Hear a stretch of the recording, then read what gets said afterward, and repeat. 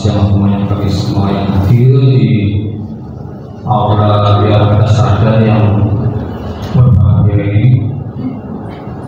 Ya, Bapak wanita, serta Bapak Ibu, serta para pengurus-pengurus dari kelenteng yang tak sadar ini juga yang saya hormati, kami mana pada hari ini bisa berkumpul bersama-sama dalam merayakan Hari Kartini. Ya, dan di sini mungkin saya akan memperkenalkan diri ya, karena semua sudah tahu semua. Bapak Ibu yang saya hormati, mungkin Hari Kartini itu bukan sesuatu yang tidak dikenal ya, ataupun sesuatu yang masih baru, karena setiap tahun sering dirayakan, baik di wihara, setia, ya, maupun yang di wihara-wihara kecil, baik yang di kota maupun di daerah. Tentunya dalam pemikiran kita, dalam benak kita, ya, Kartini itu pasti identik dengan jubah dan persembahan, kan? Ya, kan? Nggak mungkin kita ngasih apa ya, mungkin sisir atau mungkin ngasih wig gitu ya, nggak mungkin ya. Tapi di mana selebihnya itu kebutuhan pokok, daripadanya itu jubah salah satunya. Tapi di sini saya ingin memberikan sesuatu agar lebih diketahui lebih dari sekedar persembahan. Kalau kita mengatakan Kartini, pasti ada alur dan jalurnya, ya, nggak langsung serta-merta Kartini. Sebenarnya Kartini itu sebenarnya bagaimana, awalnya seperti apa dan bagaimana, ya. Kartini sesungguhnya ya Bapak Ibu ya, itu adalah dimulainya para biku menjalankan masa-masa, ya, para biku menjalankan masa-masa selama 3 bulan, ya, entah biku mana saja lah, ya, mungkin baik Theravada, Mahayana, Tantrayana yang sesuai dengan tradisi masing-masing. Nah, 3 bulan masa-masa ini bisa dilaksanakan di wihara maupun di setia. Nah, pada saat masa-masa ini sebenarnya para biku itu berdiam diri, ya, berdiam diri, melatih diri kembali, memperdalam dharma, ya, lebih mendalami meditasi lagi. Ya, namun terkadang pada kenyataannya kan nggak semua biku seperti itu. Ada juga masa-masa itu 3 bulan ada biku juga yang pergi-pergi, ada yang kemana-kemana, ada juga seperti itu. Secara teori dan secara teorinya itu memang berdiam diri, namun tidak semua yang mampu berdiam diri. Ada yang 1 bulan baru berdiam diri sudah pergi kemana-mana, ada yang sibuk kemana-mana. Nah, tapi ya, apakah itu diperbolehkan? Berarti orang kalau seorang biku itu pergi, boleh, tapi harus memenuhi beberapa syarat, peraturan, ya. Seorang biku, ya, kita nanti bicara kakinya, nanti kita berbicara yang pertama dulu. Seorang biku baru boleh meninggalkan masa-masanya yang pertama kalau orang tuanya sakit atau meninggal, baru dia boleh pergi dari tempat berpuasa. Yang kedua, kalau tempat yang berpuasa itu terkait musibah atau terbakar, dia bisa pergi membatalkan puasanya. Yang ketiga, tadi yang ketiga yaitu kalau ada biku yang mau lepas juga, dia bisa pergi untuk menggagalkannya. 3 hal itu baru dicukupi, baru bisa. Ya, makanya tapi ada juga kan nggak tahu, ada yang pergi kemana ya, kita nggak tahu alasan dia pergi kemana, tapi ya sudahlah, itu urusan biku tersebut. Karena banyak juga ada biku berpuasa tapi merayakan ini, merayakan itu, pergi kemana ya, tapi ya, itu mungkin ada kesibukan lain. Tapi semuanya tinggal tergantung pada prakteknya masing-masing. Nah, setelah 3 bulan berdiam berpuasa, barulah ditutup dengan pawarana. Nah, pawarana itu ada di mana pada biku setelah selama 3 bulan itu mereka membentuk warna, yaitu saling meminta maaf antara biku, ya sesama biku meminta maaf. Mungkin jikalau selama 3 bulan ada sikap atau ucapan yang menyinggung perasaan sesama saudara sekutipan, ya baru akhirnya baru ditutup dengan masalah pewarana. Nah, setelah pewarana barulah dimulai dengan acara katina. Nah, kalau kita berbicara wasa sebenarnya hujan, masa hujan, masa wasa, masa hujan. Tapi di Indonesia ini terbalik, ya. Bandingnya masa wasa, marau, panas. Sekarang panas di suasana sampai berapa derajat? 38 atau sampai 40. Kan terasa semua kan? Nah, sampai AC-nya pun kami rumah. Nah, sampai itu kan terbalik. Dan pernah kita tanyakan kepada sang pusat juga pada terbalik ya, bahkan sang dunia pernah kita tanya.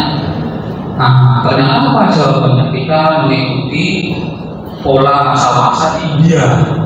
Jadi kalau masa wasa di India itu hujan, tapi kalau di Indonesia marau masa wasanya. Tapi nanti giliran masa katina, bandingnya giliran katina malah hujan. Nah, karena kita saja kalau bulan Oktober itu kan panasnya lumayan, sampai kadang-kadang ada yang nggak tahan ya, panasnya berteduh di Maret sampai di Alfa berdiam gitu sampai tangan panas. Bahkan sekarang kalau musim panas orang kalau berantakan mungkin berlomba-lomba kalau bisa pasang AC, karena saya nggak bertahan di panas. Semua terasa kan? Apalagi di Mojokerto. Aduh, kalau keluar pakai motor, kalau nggak pakai lengan panjang sarung tangan gosong gitu ya. Ya, nah sekarang terasa kan bagaimana panasnya. Nah itulah masa wasa, yaitu masa hujan, makanya bersiap diri. Dan setelah itu katina, ya katina ini sebenarnya juga adalah permintaan umat, walaupun memang pada hakikatnya pelaksananya pada minggu. Katina ini sebenarnya adalah salah satu bulan. Itu di India yang bernama Kartika. Yang Kartika yang pada masa itu juga terjadi pada masa Sang Buddha ketika para biku mengunjungi Sang Buddha untuk memberikan penghormatan. Ya, selain ada memberikan persembahan karena seorang umat yang dermawan bernama Anantapindika, ya ada umat yang dermawan Anantapindika memohon kepada Sang Bagawa agar para biku itu diberikan seperangkat jubah agar bisa salin, ya agar bisa salin. Dan akhirnya Sang Bagawa menerima, tapi bukan atas dasar individu, bukan berdasarkan Bhante Maitri saya, tapi pemberian juga menggunakan sangga. Ya, yang dikatakan sangha itu 5 biku Bapak Ibu ya. Jadi kalau satu orang itu biku, tapi kalau ada 5 itu sangga. Makanya sebenarnya kalau katina kita ini minimal ada 2 biku, tapi ada apa ya 2 biku yang berdatang sama 3 gambar di depan itu mewakili gitu ya. Nah, karena juga dari Mojokerto nggak ada yang menjadi satu sangga ya. Ya, iya itu dari situ. Tapi ada juga namanya 4 biku, tidak ada 1 biku, rupang Buddha itu sudah mewakili, karena Sang Bagawa itu juga sebenarnya sangga, ya, cuma dia guru ya, kita sudah mewakili karena juga menggunakan jubah. Nah, kembali lagi kepada acara persembahan katina ini, apakah persembahan katina ini bermanfaat ataupun tidak bermanfaat, dan mana yang seperti apa persembahannya? Kalau kita bertanya kepada para anggota sangka, memang secara teori itu persembahan kepada anggota sangka di bulan katina itu meliputi 4 macam, ya 4 macam berupa jubah, makanan, obat-obatan, dan tempat tinggal. Kalau tempat tinggal mungkin sudah ada ya di wihara, di setia, atau padepokan, atau tempat-tempat yang dianggap bagus untuk berdiam diri ataupun berlatih. Tapi kalau sama perintahnya kalau dengan juga, ya juga kebanyakan saat ini praktis ya, bisa umat itu bisa memesan baik kepada kenalan ataupun mereka berangkat ke luar negeri ya dengan berbagai macam warna ya, ada yang kuning, ada yang coklat, bahkan ada yang merah. Tapi ibu bapak itu tahu secara jubah itu bagaimana dan bagaimana bisa sampai ke atas tangga. Kalau sekarang ini kan warnanya sudah tinggal beres dipersembahkan, tapi ada sejarahnya ya, kan secara peradaban pada zaman dahulu kala jubah itu sebelum dibentuk menjadi warna seperti ini itu dulu dipakai untuk menutup mayat ya bapak itu tahu sendiri kalau orang jenazah itu kan tutup kain mori putih itu. Nah pada zaman dahulu kala ketika para itu melakukan doa pelimpahan jasa, umat itu mempersembahkan kain warna putih, masih putih polos, belum diwarna. Selesai para gantinya memanjatkan doa pelimpahan jasa kepada yang sudah meninggal. Nah setelah jubah itu diterima dibawa ke biara, itu nanti ada pembuatan jubah, mulai pemotongan, ukurannya, nanti dijahit. Nah, setelah dijahit nanti dicelup warna lagi beberapa kali hingga akhirnya jadilah sebuah jubah. Nah jubah itu pun sebenarnya hanya bisa diberikan kepada para ibu yang betul-betul menjalankan masa-masa selama 3 bulan. Nah jadi bapak ibu yang saya tekankan juga, selama ini umat Buddha itu kan terjebak dalam kosakata Bante sudah berapa tahun menjadi biku. Sebenarnya itu salah. Yang mestinya kalau kita mau bertanya kepada biku adalah Bante sudah berapa wasa.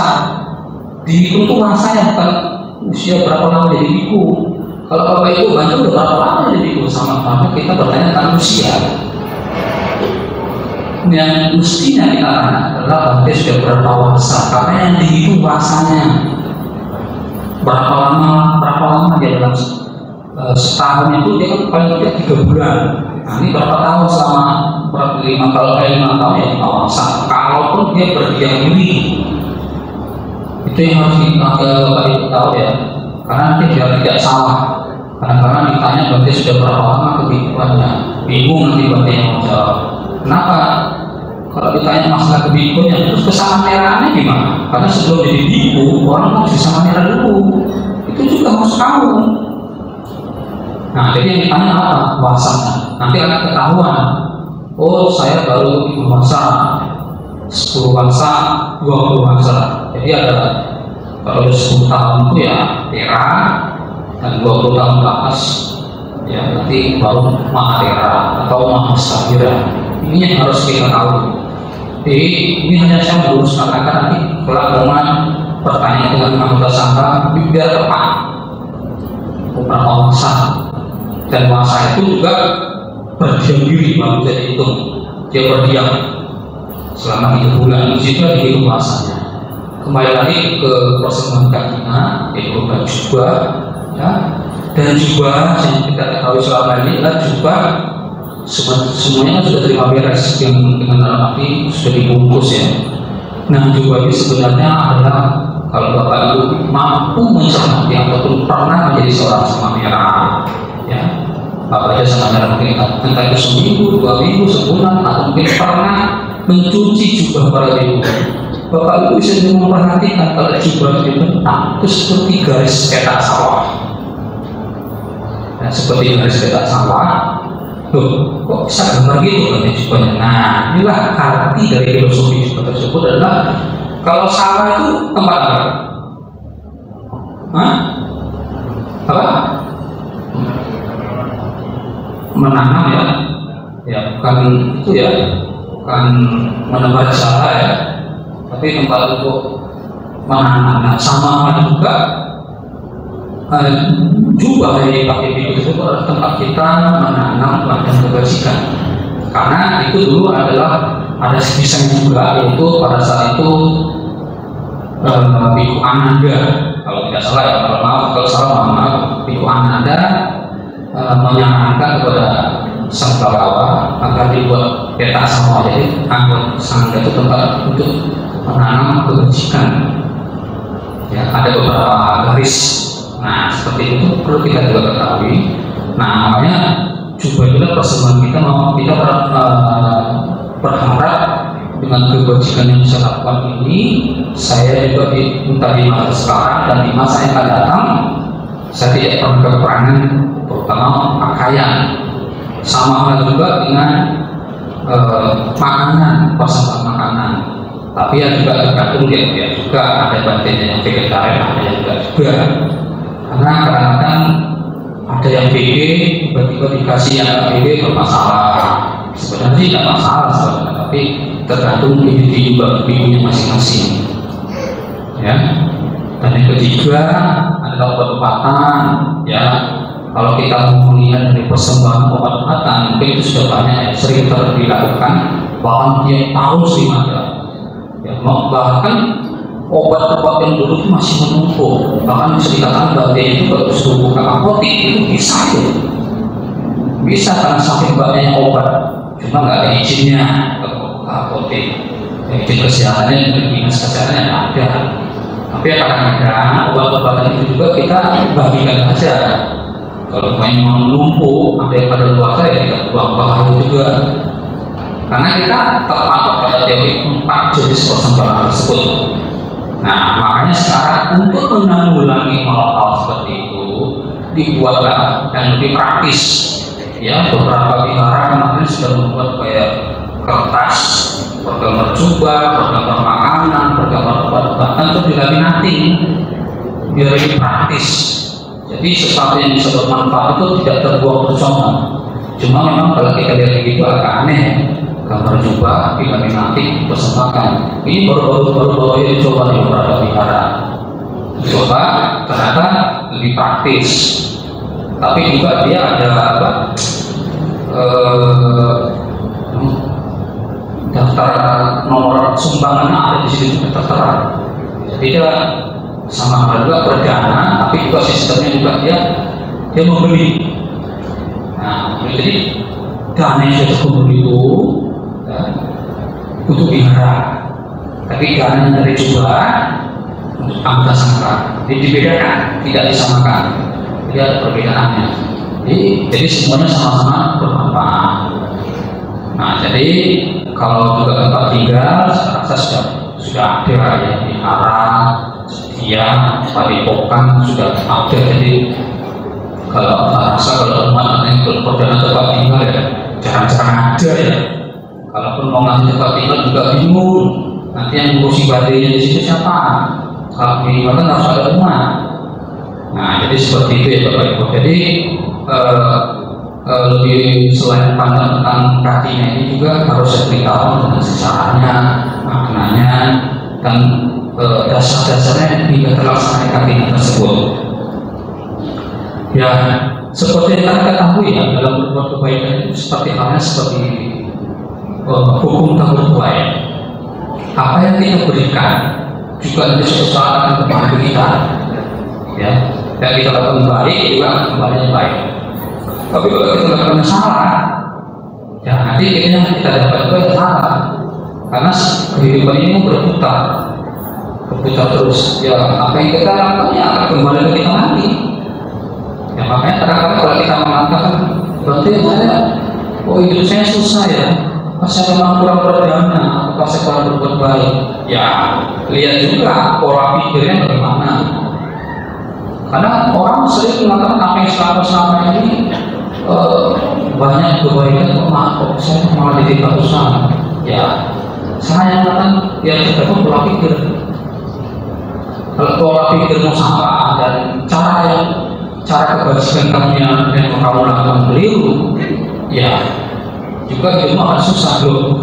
Kenapa kalau kebajikan kita juga bisa susah? Ya jelas lah, kamu hasil dari berbuat kebajikan kamu itu. Kamu berbuat baik, barang yang kamu ambil itu murni dari hasil perjuangan atau kamu ambil dari orang lain secara paksa. Kalau nanti kamu mencuri hanya untuk memberikan persembahan, ya kan salah. hasilnya juga ya baik. Nah begitu penekanannya di situ. Jangan kita mengambil haknya orang hanya untuk dimana kita berbuat kebaikan untuk keuntungan kita yang kurang baik juga. Harus dipahami juga karena berbuat baik dari hasil mencuri juga berbuat baik. Tapi hasil dari perjuangan kamu apa yang kamu lakukan dan yang selanjutnya adalah niat ketulusan kamu. Ya, wah saya ingin mempersembahkan ini berarti, tapi saya nggak mampu, saya bisa mempersembahkan. Ya tidak apa. Jangan sampai kamu ingin berbuat sesuatu yang besar, tapi kamu berat, tidak tulus. Ada juga orang begitu karena nggak tulus ngasih sesuatu, karena nggak tulus ya hasilnya juga nggak baik. Semua orang menginginkan kebahagiaan, tidak ada yang mau menderita, tapi caranya itu yang harus kita ketahui. Jangan sampai merugikan orang lain, karena kalau kita merugikan orang lain, kita pun susah akan dirugikan. Ya, kalau orang Jawa itu mengatakan sok penangguh yang akan menuduh. Apa yang kita perbuat itu juga. Apakah ini suatu hukum yang mutlak? Ya, hukum absolut. Karena Sang Bhagawa pun mengatakan adanya Sang Bhagawa ataupun tidak adanya Sang Bhagawa di dunia ini, hukum Allah, hukum karma tetap berlaku. Jadi ya sering-seringlah merenung dan kurangilah perbuatan-perbuatan salah itu. Ya. Nah, kenapa dampaknya bukan diri kita, tapi keluarga kita juga tetap orang-orang dekat kita.